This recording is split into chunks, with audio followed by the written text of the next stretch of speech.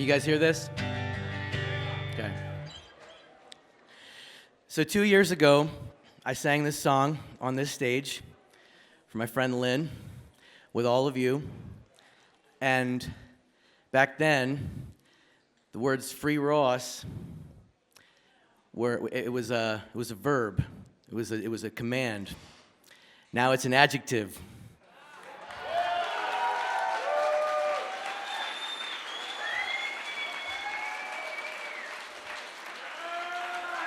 This community loves you and has prayed for you and supported you and spread the message to get you out of that cage to be the free man that you are now. We all love you, and we're behind you 100%.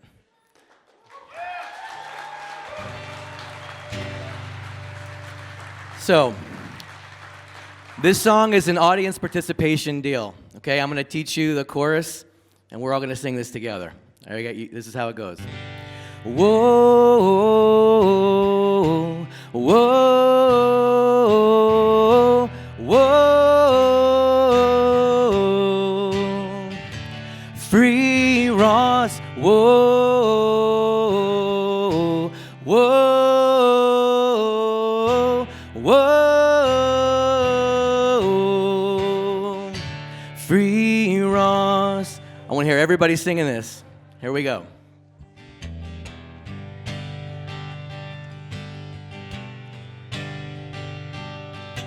Well, is there anywhere on earth where a man can still be free? Will he bear the weight alone, or will he have to bend the knee? Is there no one in this land who grows tired of the game, where the wicked gather stones and build up prisons in our name? There's a story that you've heard before. It's been told in every age of a gentle soul misplaced inside a cage. Whoa, whoa, whoa, free Ross, whoa, whoa, whoa, free Ross. An artist and philosopher, embattled by the steel of a cell designed to force all men to kneel. But he's patient and determined in his endless duel with time, in a sentence unbefitting of his crime. Will you bend your ear to listen? Will you turn your face to see the injustice staring back at you and me? Whoa, whoa, whoa, free Ross, whoa, whoa, whoa, free Ross. He stands in the present. Well, looking back, he sees the boy he was is gone. And there's no pretending, living day to day in death he carries on. Whoa, Lord,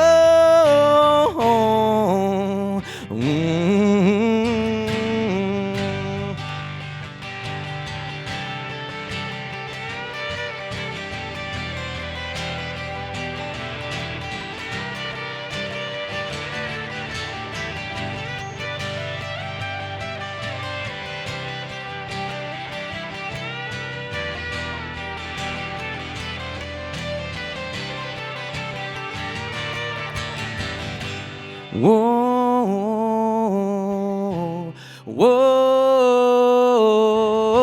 whoa, free Ross, whoa,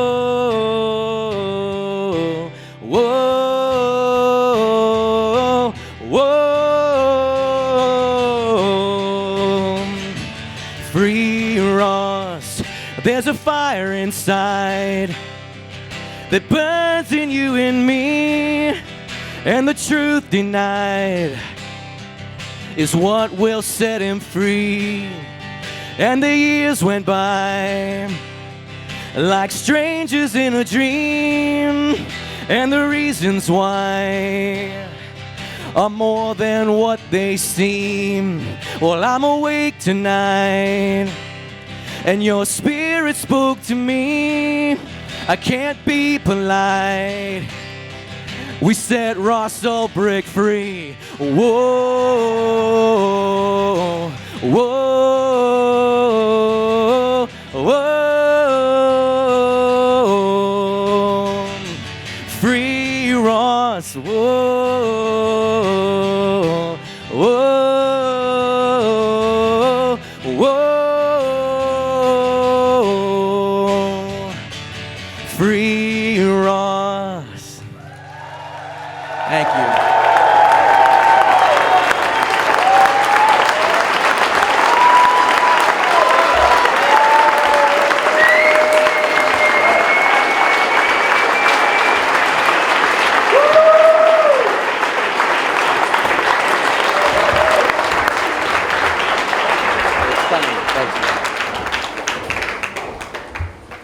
Another round of applause for Jordan Page.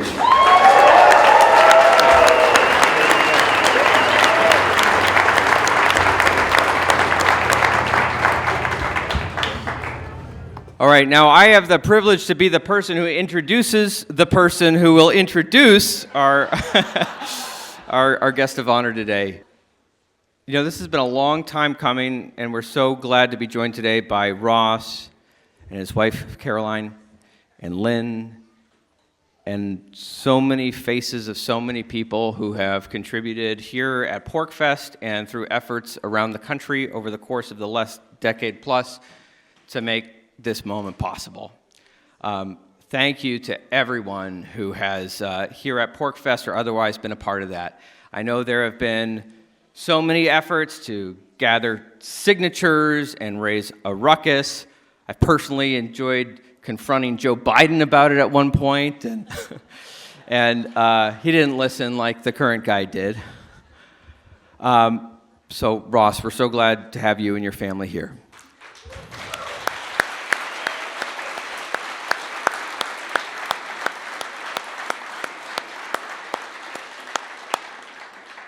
And one person who's also helped make a difference through her leadership here with the Free State Movement and helping to produce many years of PorcFest and helping to build Welcome Home for Lynn and for the Free Ross movement is the chairman of our board of directors with the Free State Project, who I'd like to welcome to the stage right now, Carla Garrick.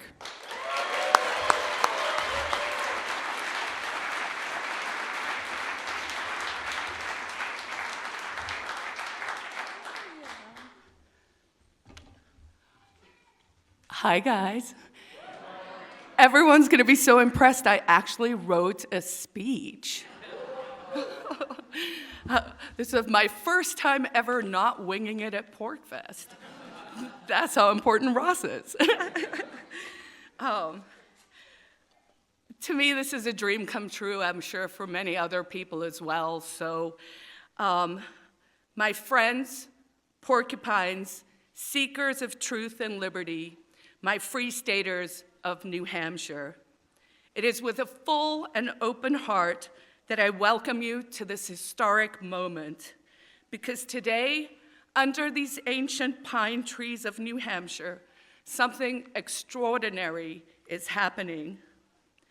We are gathered here to witness the return of a man who has become a symbol of principled defiance, of visionary thinking, and of the crushing cost of standing against the empire.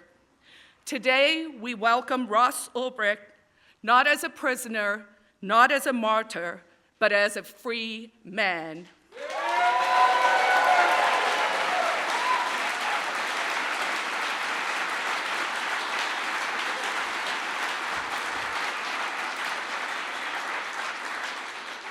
Ross was sentenced in 2015 to 2 life sentences plus 40 years, no parole, for building a website, a peaceful marketplace grounded in the non-aggression principle and voluntary exchange, a website that dared to challenge the state's monopoly on permission, a website that said, you don't need to be afraid to be free.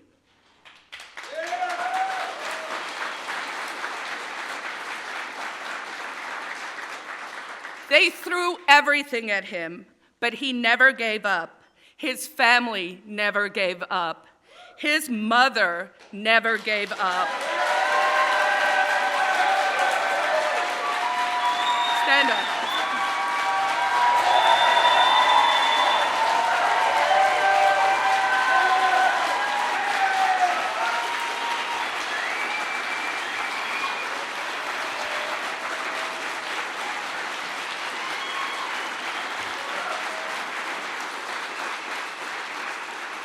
And of course, we're so lucky to have his beautiful wife, Caroline, here for the first time at PorcFest, but I certainly hope not the last time.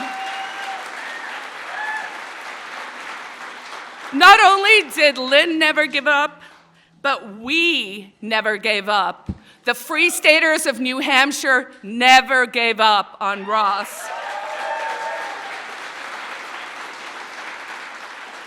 And then in January this year, with President Trump's return to office, justice was finally done. Ross received a full and unconditional pardon, and he walked out of prison into the sunlight, holding a plant. The image of that picture hit me like lightning because when I was 10 years old, I was sent to boarding school in apartheid South Africa. On the day I left home, my father gave me a potted plant, a symbol of something to nurture, something alive, something that would outlast the pain of separation. When I immigrated to America at the age of 26, I gave that plant back to him. He planted that plant in his garden when he too immigrated to America many years later. That cycle of planting, growing, handing off, of starting anew, that is what we are doing here. That is what Ross represents. He is the living seed of freedom, rooted in radical love for liberty, passed from hand to hand against time and injustice, and now finally represented on free soil. So please give the warmest, wildest, most thunderous Free Stater welcome to our brother in liberty, the digital dissident, and the gardener of hope, Ross Ulbricht.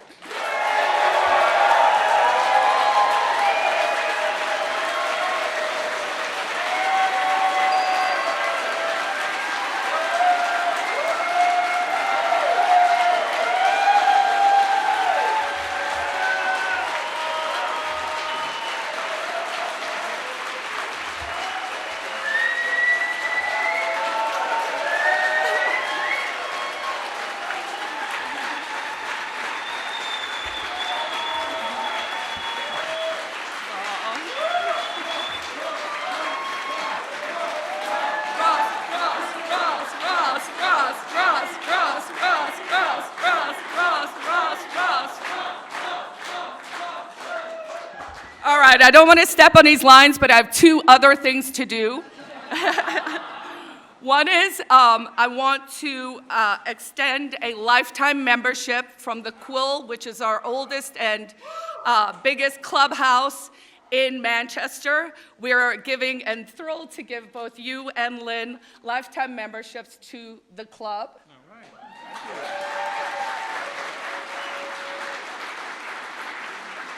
And a small reminder, because I would be remiss if I didn't say it, please keep all the other crypto hostages and prisoners of war in your heart. Free Ian, free Roger, we can do it!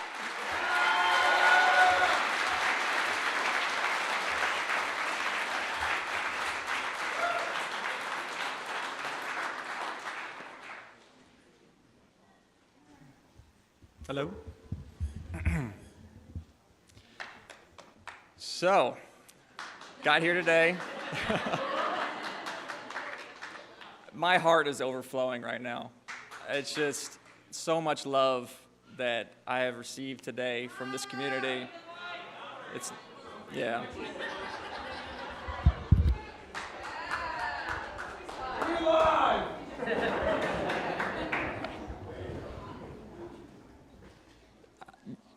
I love you guys.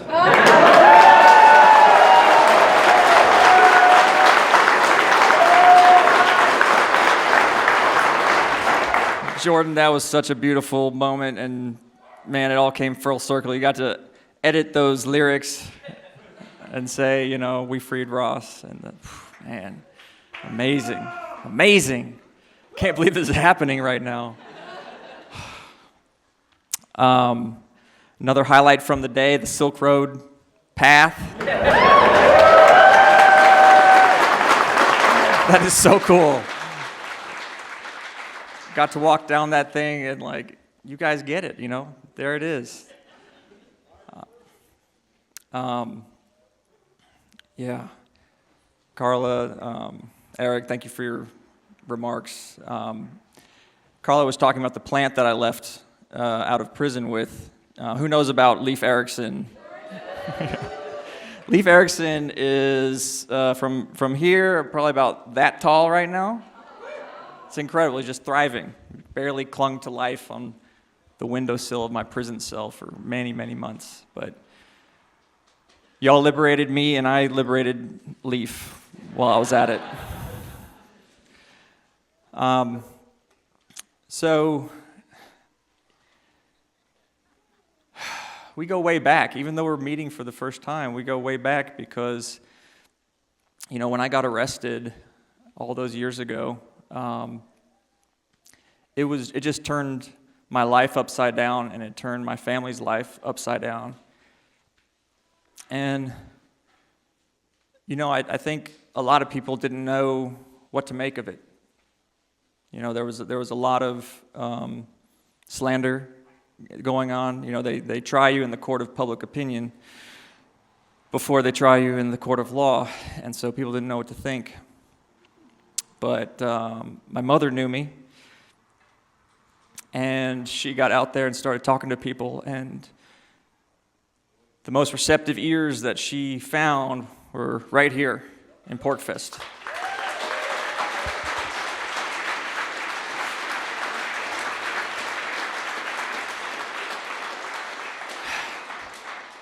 And that was early on, you know.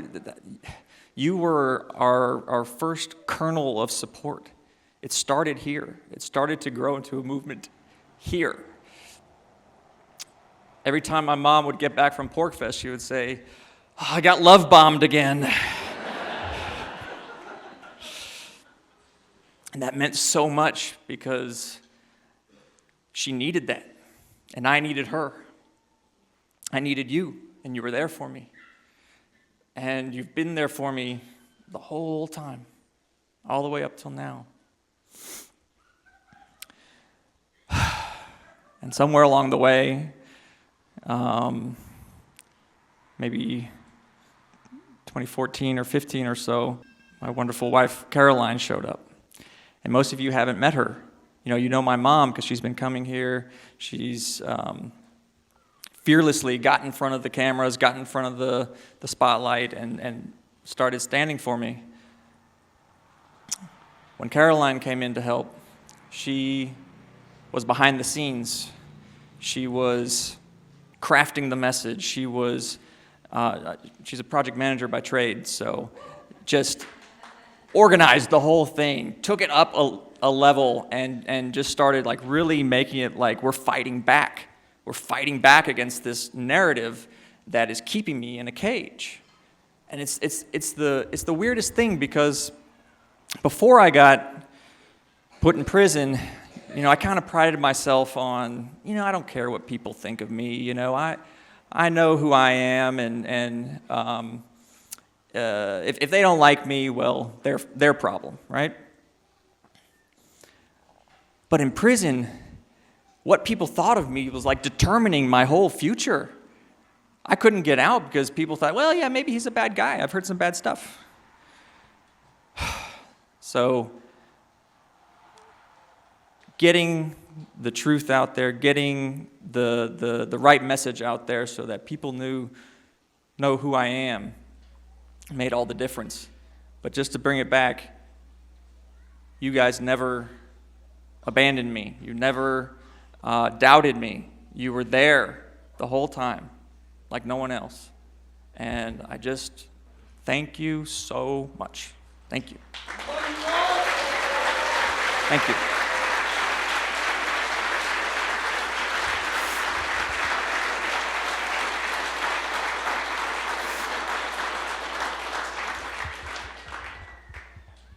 So, who was here at PorcFest 2017? Wow, a lot of regulars. Okay. Well, you're going to get a repeat performance. I apologize in advance. But I brought with me a letter that I wrote you that year that I believe my mom read for you. And I just want to read it again because I feel like it brings everything full circle and just puts it in perspective where I was then when you were supporting me, and now the result of all that support, me being free on this stage. So this was June 8th, 2017. Hey, PorcFest. Hey. I got some bad news recently. It looks like the feds want to hold on to me a little longer, so I can't be there with you this year again. Mostly, I want you to know that while the ruling was disappointing, just an aside, this was the appeal, it's not discouraging. I've not given up on freedom. Sorry, I haven't used technology in like almost 12 years. So,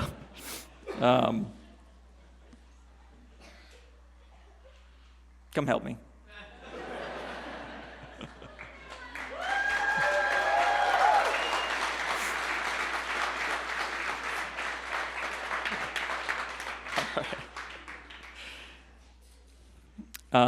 Okay, so the ruling was a court ruling for my appeal.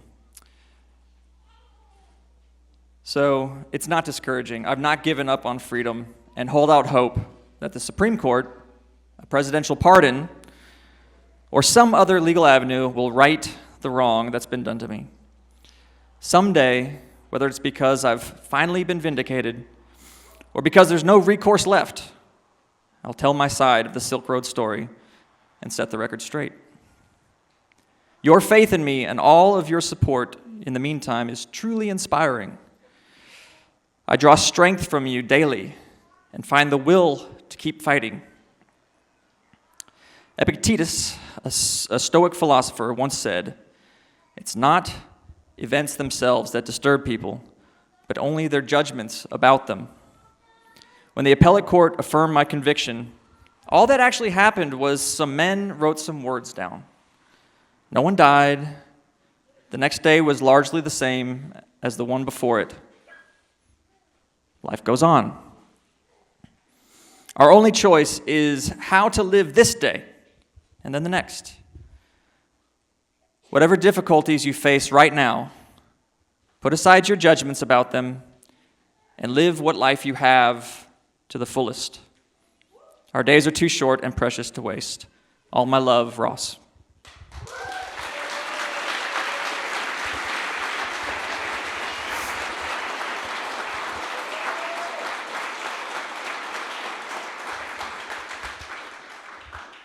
So I was back in 2017,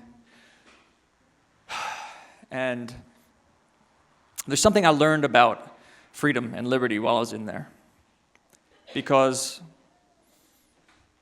before I went to prison and before I made Silk Road, my focus was on what I'll call political freedom, to be free from the coercion of a oppressive government or just other people forcing you to behave some way that you don't want to when you're not hurting anyone else. That's political freedom, and it's important, obviously. But there's another kind of freedom that I'll call personal freedom. And what I realized in prison is that even if I had all the political freedom that I wanted, and I was truly, truly free, I could still be a prisoner. I could be a prisoner in my mind and in my heart.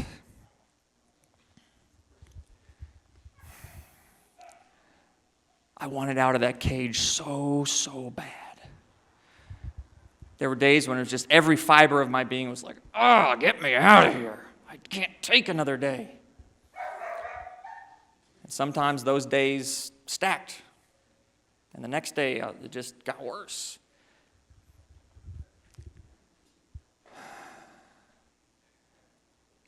And I saw a lot of men who got broken by that, who just could not accept what had happened and chafed against the shackles and the bars and the lockdowns and the bossy guards and all the rest. But eventually I saw that this is not helping. Resisting what had happened to me was draining me. They took my body, but I was giving them my mind. You understand what I'm saying?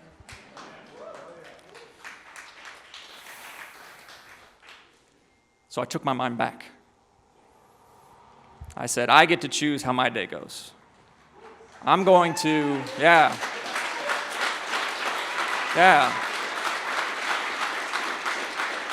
That's what I'm trying to tell you. Even in those circumstances I was in, I had choices. And the more I could get more choices, the more I could decide for myself how things were going to go, the more freedom I had. That's freedom, having those choices. If my day is going to be miserable because all I'm looking at is miserable people and gray concrete and everything's hard and everything's hot and everything sucks, well, then that's the only option in front of me, is to just keep being miserable. And I said no.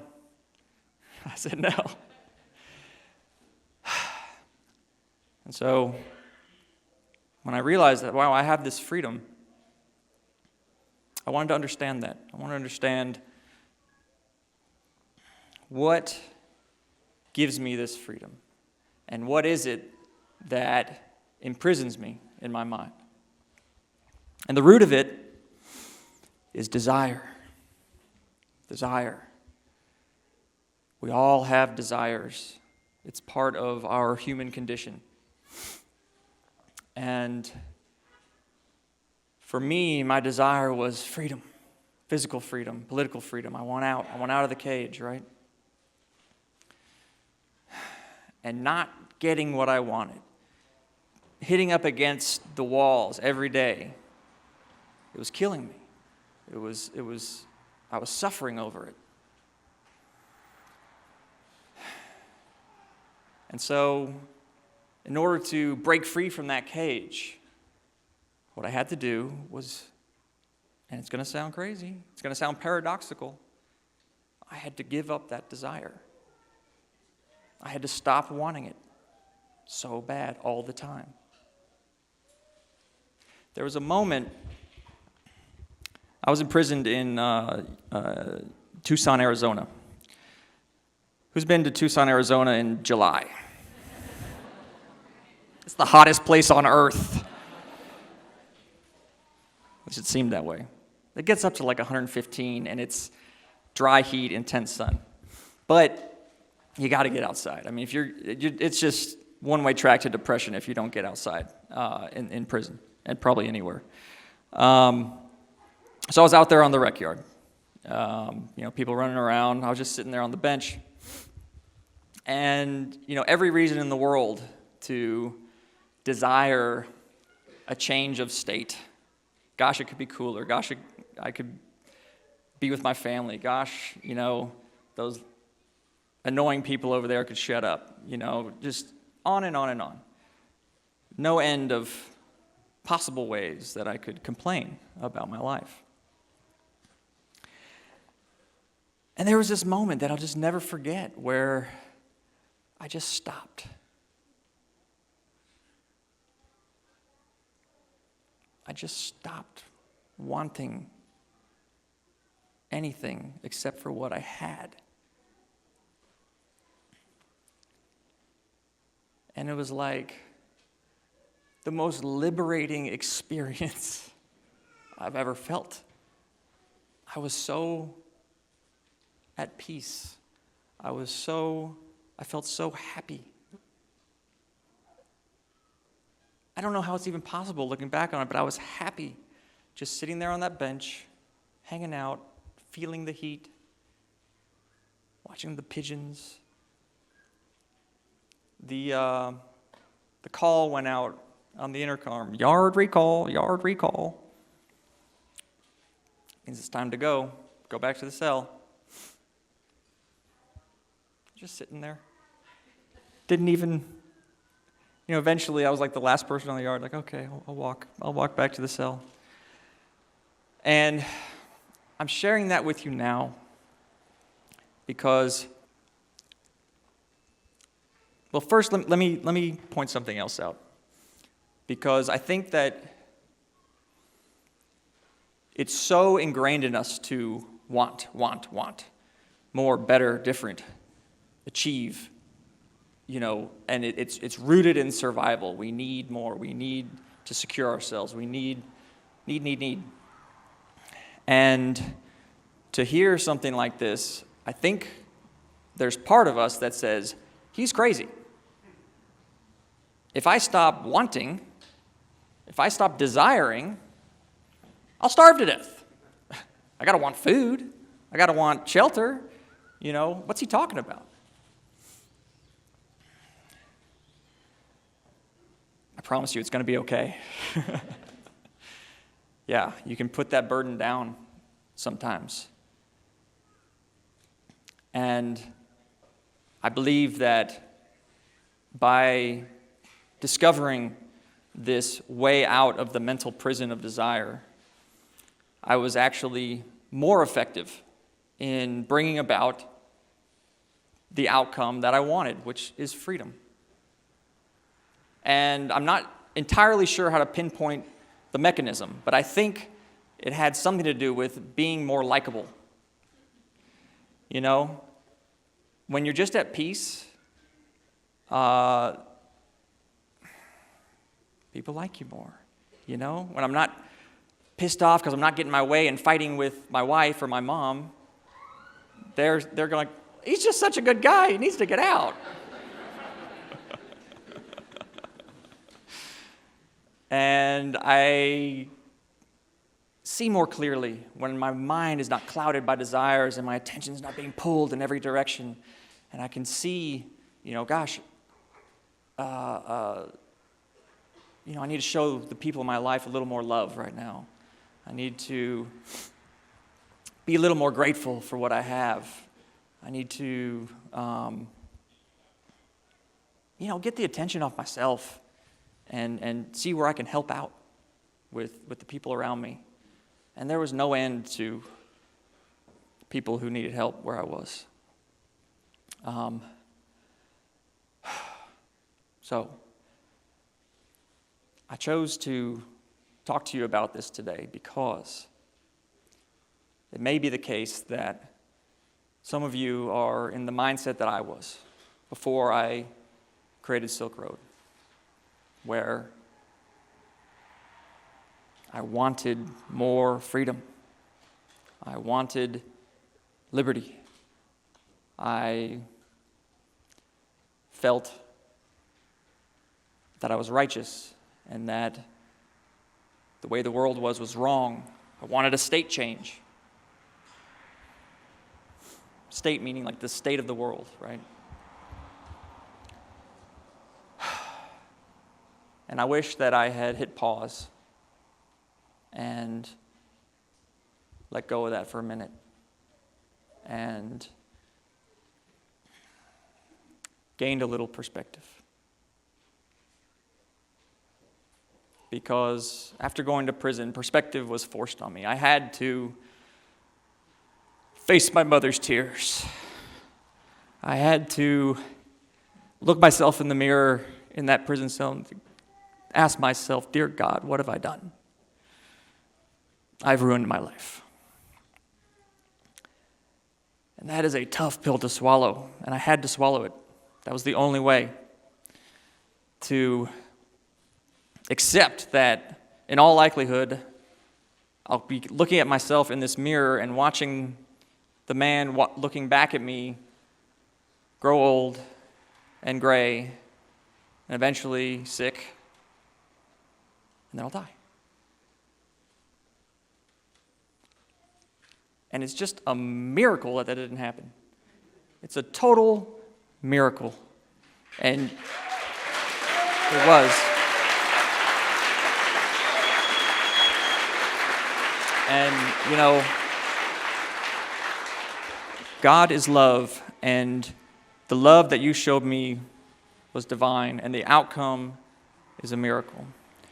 The fact that President Trump survived the campaign, that he saw the political capital that was in you and so many others who supported me, that he, unlike so many politicians, was true to his word, almost to the hour.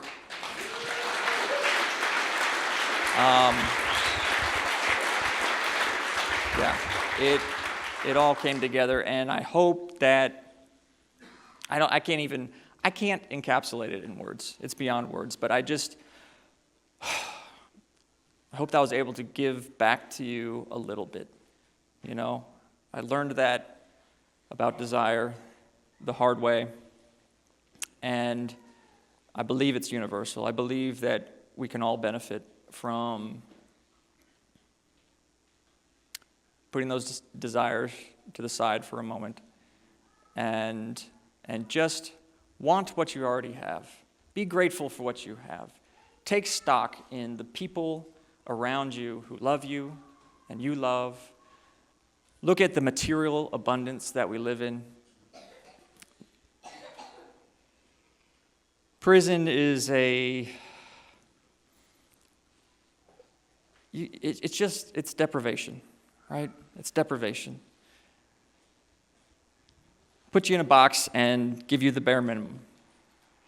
So not only did I come back into freedom and abundance, but I'm like 11 years into the future. And I know the world seems crazy right now, but progress has been made, and it's a pretty awesome world that we live in. It really is.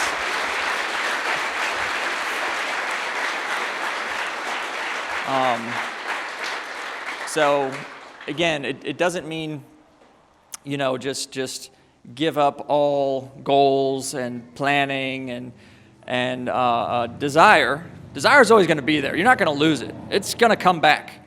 Let's just put it down for a minute. That's it. And the benefits outweigh the costs. Okay, the little time that you spent not straining against reality, you'll gain back in peace and energy and just effectiveness in your life. So thank you for your attention, and thank you for freeing me I love you. God bless.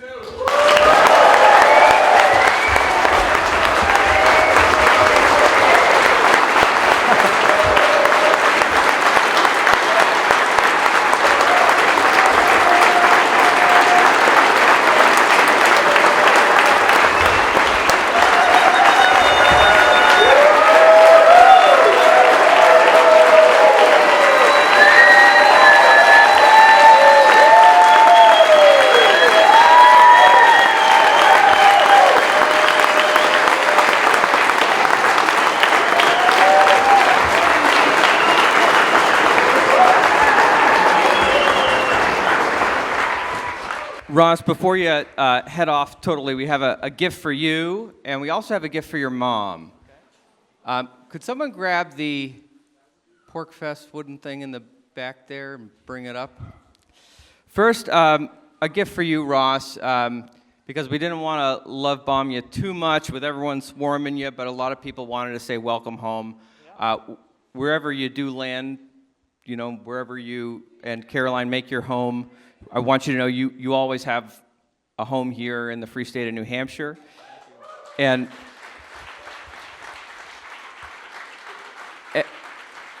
many people here at PorcFest this year wrote personal welcome messages to you. We would love you to be able to take that with you and know that, you know, there's a lot of love here for you. And for Lynn, one of our craftsmen and vendors here at PorcFest wanted us to pass this along to you. Lynn, you've been with us at almost every single PorcFest these last decade plus, and if you need, we can ship it to you. I don't know if you need to get this on the plane, but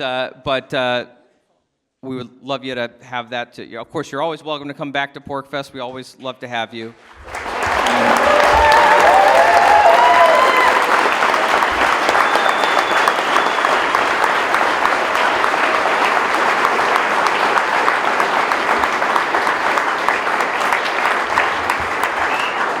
So thank you for joining us, and welcome home, Ross.